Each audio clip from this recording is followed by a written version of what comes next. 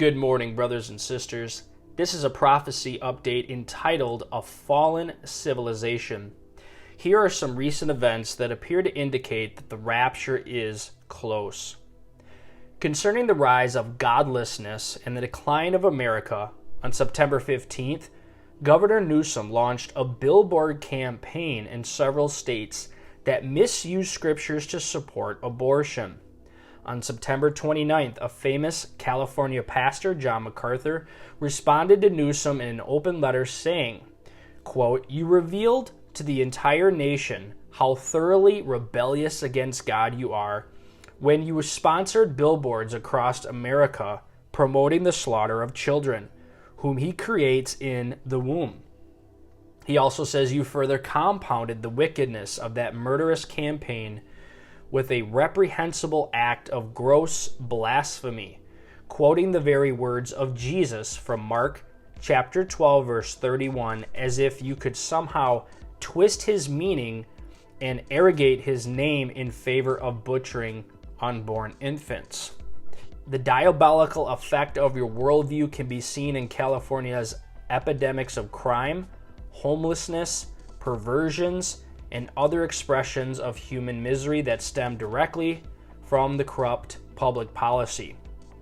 And lastly, you will stand in the presence of the holy God who created you, who is your judge, and he will demand that you give an account for how you flouted his authority in your governing and how you twisted his own holy word to rationalize it.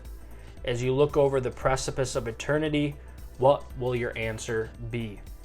MacArthur ended his open letter to Newsom by saying MacArthur's church and many Christians are praying for him and urging him to fully repent. Concerning the impact of godlessness on America, on September 30th, it was reported that America's weapons stockpiles are dangerously low because our government has used a presidential drawdown 20 times since August 2021 to send military equipment to Ukraine. According to the report, the Department of Defense officials have indicated that our low inventory would be considered problematic during wartime. Many citizens have family in the military, and all of us are counting on our military to defend our nation, but they can't do it without weapons. On September 26th through the 29th, at least 4 very large underwater leaks were detected on the Nord Stream 1 and Nord Stream 2 pipelines. Several world leaders said the leaks appeared to be sabotage, but no one offered proof.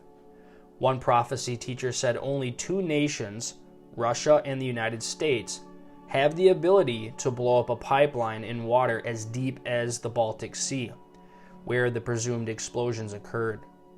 If the pipelines were sabotaged, it is unclear who did it, but many officials believe the United States is the most likely suspect. Some referred to the statements made by U.S. officials. Senator Ron Johnson, "I certainly hope the Senate Foreign Relations Committee would take up legislation to go beyond suspending it, the Nord Stream 2 pipeline, but to ending it permanently." Victoria Nuland in January of 2022 said if Russia invades Ukraine one way or another, Nord Stream 2 will not move forward. And lastly, Joe Biden in February of 2002 said if Russia invades Ukraine, that means tanks or troops crossing the border of Ukraine again, then there will be no longer a Nord Stream 2. We will bring it to an end. It may take many months, if ever, to repair the pipelines, and their being out of service is costing Russia a fortune.